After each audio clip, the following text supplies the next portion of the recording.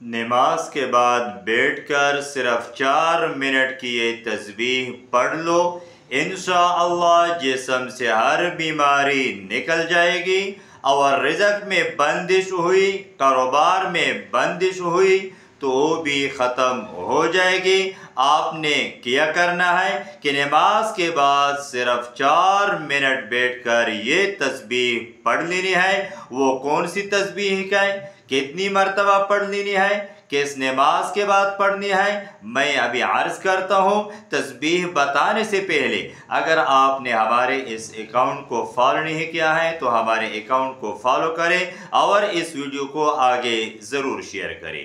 تو دوستو، آپ نے نماز فجر ادا کرنے کے بعد آپ نے اسی جگہ پر بیٹھ کر یہ آیت مبارکہ سورہ شورى کی ہے اور آیت نمبر 19 ہے۔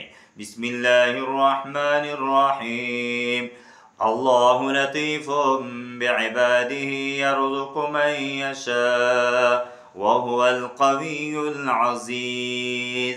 آپ نے یہ آیت مبارکہ اول و آخر 11 مرتبہ درود شریف تسبیح پر 70 مرتبہ یہ پڑھنا ہے، انشاءاللہ جسم سے ہر بیماری نکل جائے گی اور رزق میں اور کاروبار سے بندش ختم ہو جائے گی۔